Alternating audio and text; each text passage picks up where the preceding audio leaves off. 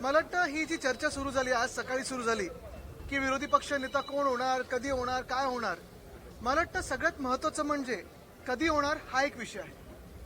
महाराष्ट्रासारख्या राज्यामध्ये एवढं निवडणुका झाल्यानंतर निवडणूक आयोगाच्या आशीर्वादानं बहुमताचं सरकार बसलेलं आहे आणि तरी नेमकं कोणाला घाबरतायत हे, कशाला घाबरतायत हे? विरोधी पक्ष नेता वरच्या हाऊसमध्ये असेल किंवा खालच्या हाऊस म्हणजे आमच्या विधानसभेत असेल किंवा विधान परिषदेत असेल, दोन्हीकडे नसताना सरकारला नेमकी कशाची भीती आहे? बरं, असं झालेलं आहे की सरकारमध्येच दोन विरोधी पक्ष नेते तयार होत नाहीत ना, असा देखील प्रश्न कदाचित मुख्यमंत्र्यांना पडला असेल आणि म्हणून कुठच्याही बदल झालेला आहे विरोधी पक्षाच्या प्रस्तावाच्या ह्याच्यात ह्या अफवांवर विश्वास ठेवू नका. कोणी बातमी पेरलेली आहे, कधी पेरलेली आहे, कुठच्या माणसाने पेरलेली हे आम्हाला सगळं माहिती. पण एक लक्षात घ्या तुम्ही, जे आमच्या कानावर येते की सत्ताधारी जे बाक आहेत, एक पक्ष दोन गट असे जे आहेत, त्याच्यातून एका गटामधून 22 आमदार मुख्यमंत्र्यांच्या हाती लागलेले आहेत. जर तुम्ही गेल्या एका वर्षाचा अभ्यास केलात तर त्यांची कामं असतील, त्यांना फंड असेल, चांगलं मिळालेलं आहे आणि उठ सांगितलं तर उठ, बस सांगितलं तर बस, उडी मार सांगितलं तर उडी मार, असं ते आता मुख्यमंत्र्यांच्या इशाऱ्यावर नाचायला लागलेले आहेत. नेमकं कोणी याच्यातून धसका घ्यायचा हे ज्यांनी बातमी पेरली आहे हे त्यांना कळेल. देवेंद्र फडणवीस यांनी उद्धवजींवर टीका केली होती, विश्वासात्मक होती की इंडिगो क्रायसिसमध्ये उद्धव ठाकरे, तुम्हाला माहिती असेल की इंडिगो विमानात जात नाही, चार्टर्डनी येतात आणि आज भाजपचे आमदार प्रसाद लाड आणि चित्रा वाघ आणि प्रवीण दरेकर हे चार्टर्ड विमानाने आले, ते ट्विट सुद्धा त्यांनी केलं, मग ते डिलीट करायला लागलं. मला वाटतं काल फडणवीस साहेबांनी जी टीका उद्धव साहेबांवर केलेली आहे ह्याच्यात 2-3 गोष्टी महत्वाच्या पाहण्यासारख्या आहेत. पहिली गोष्ट म्हणजे कशासाठी ही टीका केली? जे इंडिगोचं पूर्ण घोळ झालेला आहे तिकडच्या सगळ्या पॅसेंजर्सची थट्ट उडवण्यासाठी केली का? त्याच्यावरनं लक्ष विचलित करण्यासाठी केली का?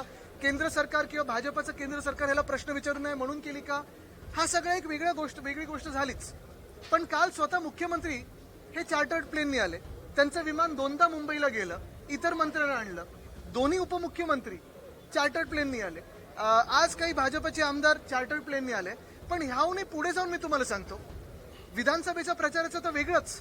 आत्ता सगळ्याच्या नगरपंचायती आणि बाकीच्या निवडणुका चालू आहेत, तेव्हा एक मुख्यमंत्री आणि 2 इलिगल उपमुख्यमंत्री, म्हणजे पद ती खरं ग्राह्य पकडू शकत नाही, हे कुठच्या हेलिकॉप्टरनी फिरतात की इंडिगोनी फिरतायत, स्पाइस जेटनी फिरतायत, एसटी पकडून फिरतायत, गाडीने तरी फिरतायत का?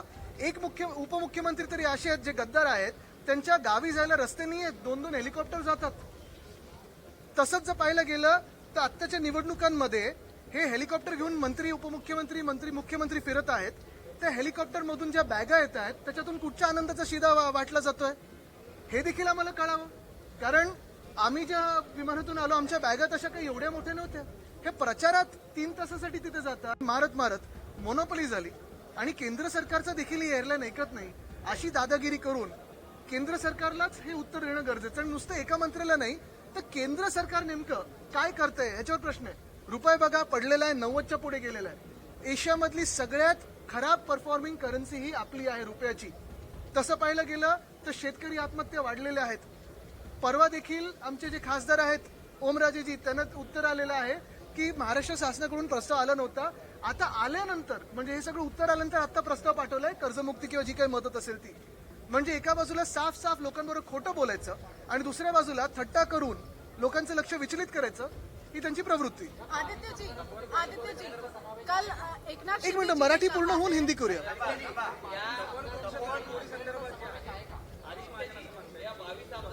एक मिनिट हे करून इथे येतो. काय बघा, याच्यात गैरसमज म्हणजे तपोवन नाशिकमध्ये, मग आता मी ऐकलं ठाण्यामध्ये 700 झाडं ते मेंटल हॉस्पिटल आहे तिथे, परत मुंबईमध्ये संजय गांधी नॅशनल पार्क, हे देखील त्यांनी आता जिथे मंत्र्यांचे बंगले आहेत, तुम्हाला माहिती आहे येऊरमध्ये कोणाचे बंगले आहेत, ते छाटायला जाणार. त्याचं वेगळं एक मॅप बनवतात, प्लॅन बनवतात. तसंच पाहिलं तर आपल्या नागपूरमध्ये इथे अजनी वन ते देखील मारायला चालले होते. मी मंत्री असताना ते थांबवलं होतं, तरी भाजपचे लोक ते कापायला मागेच आहेत. अरावली जे राजस्थान, गुजरात, हरियाणामध्ये आहे, प्रत्येक ठिकाणी या देशभरामध्ये आपण पाहतोय जिथे जिथे पर्यावरण काहीतरी वाचलेलं आहे तिथे ते पर्यावरण नष्ट कसं करायचं हे भाजपला बरोबर माहितीये. मग हायवे, बोगदे वगैरे विकासाच्या नावाखाली विनाश कसा करायचा हे माहितीये. तसंच पाहायला गेलं तर ताडोबा अंधारीच्या मध्ये जे कॉरिडॉर आहे तिथे मायनिंग आम्ही बंद केलं होतं. मायनिंग कशाला सुरू करताय तुम्ही तिथे? मेळघाटची वाट लावायचं कशाला हात घालताय? वेस्टर्न घाट्समध्ये सह्याद्री जो आपला पूर्ण पर्वतमाळा आहे तिथे देखील ह्यांना मायनिंग सुरू करायचं आहे. एकंदर कुठेही पर्यावरण चांगलं ठेवायचंच नाही, जगू शकतच नाही कोणी, अशी परिस्थिती करून ठेवायची. विश्व हिंदू परिषदेला सायनमध्ये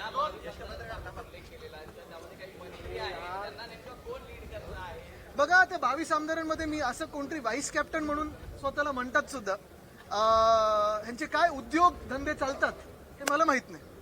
आदित्य जी कल परिषदेला सायनमध्ये 2 एकर जमीन हा पण त्याच्यात पुढे काय विश्व हिंदू परिषदेला नाही, पण त्याच्यात काही अनियमितता आहे का, घोटाळा आहे का, ते असेल तर सांगा, आम्ही आणू लोकांसमोर. सर कल एकनाथ शिंदे जी का कहना है कि विरोधी पक्ष स्पीड ब्रेकर का काम कर रहा है, हमारा पैर एक्सेलरेटर पे रहता है, उसके बाद भी प्रोजेक्ट्स की धीमी गति क्यों है? बिल्कुल, क्योंकि इनका पैर एक्सीलरेटर पे रहता है लेकिन आंखें पैसों पे रहती है, रास्ते पे नहीं रहती है, इसलिए तो हमें स्पीड ब्रेकर गतिरोधक बनना जरूरी होता है. आदित्यजी, विरोधी पक्ष नेतेपदावरून पूर्ववत का होत आहे? सभापती अध्यक्ष मुख्यमंत्र्यांवरती टाकतात किंवा योग्य नियम जेव्हा होईल तेव्हा आम्ही कळू असं म्हणतात. मुख्यमंत्री सभापती आणि अध्यक्ष महोदयांवरती ढकलाढकली करतात, असं का होत होते? आता तुम्ही टोलवा टोलीचा विषय घेतलाय, पण यांचं जे काही झोलवा झोलवी चालते ते थांबवण्यासाठी त्यांना आम्ही थांबू अशी भीती वाटते. हिवाळी अधिवेशन 2 महिन्याचं घेण्यात यावं असं नाना पटोले यांनी मागणी केली आणि एक मिनिट. भास्कर जाधवांनी त्याला दुजोरा दिला आहे. पण अध्यक्षांनी किंवा मुख्यमंत्र्यांनी याकडे पाठ फिरवली. हो, कारण थंडीच नाही तर ते हिवाळी अधिवेशन जेव्हा सुरू होईल. पण गंमत जरी बाजूला ठेवली तरी एक महत्वाचं आहे, जे आत सगळी चर्चा होते, अर्थात बीएससीच्या चर्चा बाहेर करत नाही कोणी, बरोबर आहे, पण ते जरी झालं तरी हे नेमकं अधिवेशन आपण पाहतोय, म्हणतात 7 दिवसाचं, चर्चा आहे 5 दिवसात उरकतील. तसं पाहिलं गेलं तर सगळ्यात मोठं जे काही कामकाज आहे ते सप्लिमेंटरी डिमांडचं आहे, पुरवणी मागण्यांचं आहे. मग नेमकं काय नक्की चर्चेला तुम्ही आणणार आहात? कुठेतरी काही पॉलिसी चर्चा आणणार आहेत का? जे शेतकऱ्यांचं नुकसान झालं त्याच्यावर चर्चा होणार आहे का? काय मदत तुम्ही दिली त्याच्यावर चर्चा होणार आहे का? शहरांचं जे आपण पाहतोय सगळी वाट लागत चालली त्याच्यावर काही चर्चा होणार आहे का? अजनीवन असेल, तपोवन असेल, पुण्यातलं रिव्हरफ्रंटचं पूर्ण विनाश करण्याचा प्रयत्न असेल, ह्याच्यावर चर्चा होणार आहे का?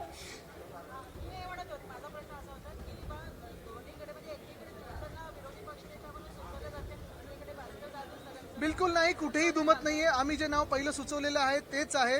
ही अफवा जसं मी सांगितलं एका गटातल्या 2 लोकांनी पेरलेली आहे सकाळी आणि ते एक चॅनल चालवली. अफवांवर विश्वास ठेवू नका, हा सोर्स चुकीचा आहे. आदित्यजी, दड कोकणामध्ये पण ह्याच्यावर विश्वास ठेवा की त्या गटातले 22 लोक उडी मारायच्या तयारीत आहेत. आदित्यजी, दड कोकणामध्ये स्थानिक स्वराज्य संस्थांच्या निवडणुकांमध्ये शिवसेनेचे आमदार निलेश राणे यांनी भाजपवरती पैसे वाटप करत असल्याचा आरोप केला होता. मात्र आज विधानभवनाच्या आवारामध्ये आमदार निलेश राणे आणि भाजप प्रदेशाध्यक्ष रवींद्र चव्हाण यांची मन की बात होताना पाहायला मिळाली. बघा, मी त्यांच्या अंतर्गत विषयावर बोलणार नाही, पण शिवसेना ही एकच आहे आणि शिवसेना उद्धव बाळासाहेब ठाकरे पक्ष हा एकच आहे. बाकीचा मिंदेगताबद्दल त्यांना शिवसेना बोलणं योग्य नाही, त्यांनी सगळं चोरलेलं आहे. अद्यापर्यंत 7-12 कोरा झाला नाही, काय सांगाल? काय सांगाल म्हणजे ह्यांनी आता जाऊन शेतकऱ्यांमध्ये बोललं पाहिजे की जे त्यांनी निवडणुकीच्या आधी वचनं दिली होती ती कधी पूर्ण करणार. आपल्याला आठवत असेल इकडच्याच अधिवेशनात उद्धव साहेबांनी मुख्यमंत्री झाल्या कुठेही निवडणुका समोर नजरेत नसताना देखील शेतकऱ्यांसाठी कर्जमुक्ती ही जाहीर केली होती. कर्ज माफी पण आम्ही बोलत नाही, मुक्त बोलतो आम्ही, माफ गुन्हेगाराला करतो. पण हेच सरकार, भाजपचं सरकार आणि सोबत 2 जे गट आलेत ते आता थट्टा उडवतात शेतकऱ्यांची आणि सगळ्यांची. धन्यवाद. साहेब कधी येणार आहेत?